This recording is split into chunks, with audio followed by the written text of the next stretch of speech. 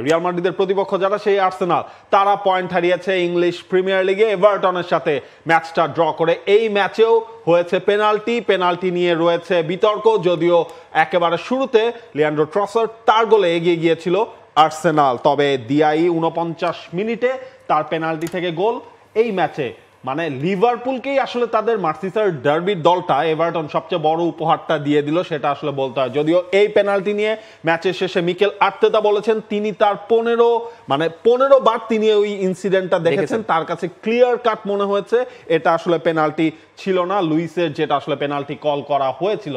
তারপর আপনি দেখেন আর্সেনালের ওই অ্যাটাকিং ডিসপ্লেটা কিন্তু ছিল এভারটনের এগেইনস্টে এই ম্যাচটায়। 14টা শটস ছিল, 5টা শটস অন টার্গেট, তারপরও কাজের কাজটা আর্সেনাল এই ম্যাচে করতে পারে নাই।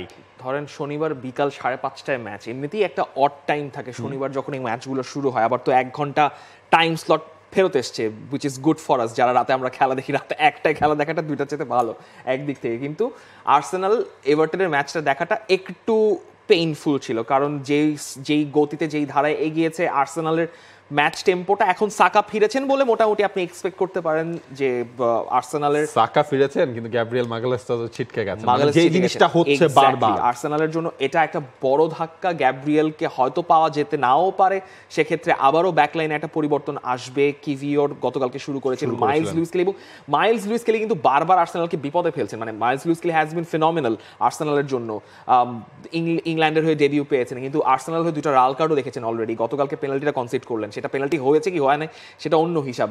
আর্তেতা 15 বার দেখার সুযোগও পেয়ে গেছিলেন প্রেস কনফারেন্স আগে, আর্তেতার অনেক সময় আছে।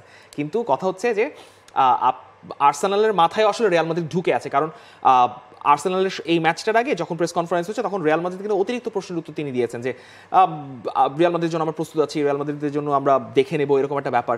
সো আর্সেনালের মাথায় আসলে রিয়াল মাদ্রিদ ঢুকে আছে, এবং প্রিমিয়ার লিগ টাইটেল রেস থেকে তারা যে নাই এটাও তারা প্রমাণ করে দিচ্ছে, কারণ অলরেডি 14টা পয়েন্ট তারা হারিয়েছে উইনিং পজিশন থেকে। যেখানে আর্সেনাল এগিয়েছিল সেখান থেকে তারা পয়েন্ট খুইয়েছে, এরকম 14টা পয়েন্ট অলরেডি তাদের হয়ে গেছে। সো আপনি বলতে পারেন premier league has become boring. টপে মানে কে প্রিমিয়ার লিগ জিতবে সেটা আপনি হয়তো লিভারপুলকে বলতেই পারেন, যে কারণে লিভারপুল নিয়ে আমরা আজকে আলোচনাও করছি না খুব একটা। এবং ঘটনা হচ্ছে যে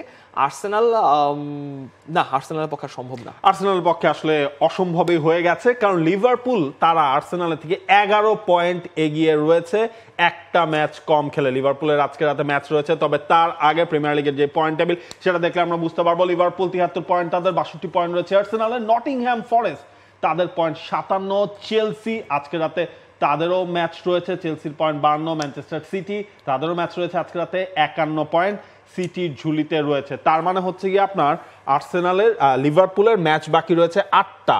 এই 8 ম্যাচের মধ্যে আপনার 24 পয়েন্টের যে হিসেব নিকেশ, আপনি তো অলরেডি 11 পয়েন্ট আপনি হচ্ছে গিয়ে এগিয়ে আছেন। তার মানে বাকি 8 ম্যাচ থেকে আপনি 11 পয়েন্ট পেলেই আপনার হচ্ছে গিয়ে টাইটেলটা সিকিউর হয়ে যাচ্ছে লিভারপুলের। সেই সিকিউর করার জন্য প্রথম ম্যাচটা তো আজকে রাতেই ফুলহ্যামের এগেইনস্টে লিভারপুলের রয়েছে। তবে যেটা বলে রাখা ভালো সেটা হচ্ছে অ্যাস্টন ভিলারও ম্যাচ ছিল গতকালকে। অ্যাস্টন ভিলা যেহেতু চ্যাম্পিয়ন্স লিগে খেলছে, নটিংহ্যাম ফরেস্টকে তারা হারিয়ে দিয়েছে 2-1 গোলে। সেই অ্যাস্টন ভিলা এখন 6 নম্বরে উঠে এসছে 31 ম্যাচে 51 পয়েন্ট। এবং এই মিডফিল্ড ব্যাটলটা মানে মিড টেবিল ব্যাটলটাই আসলে খুবই ইন্টারেস্টিং প্রিমিয়ার লিগে। কে চ্যাম্পিয়ন্স লিগ খেলবে, কে ইউরোপা লিগ খেলবে। নিউক্যাসল, ব্রাইটন, বোর্নমাউথ, ফুলহ্যাম সবাই আসলে এই চ্যাম্পিয়ন্স লিগ এবং ইউরোপা লিগের কন্টেনশনে রয়েছে। সো বেসিক্যালি প্রিমিয়ার লিগের টকিং পয়েন্ট এটাই।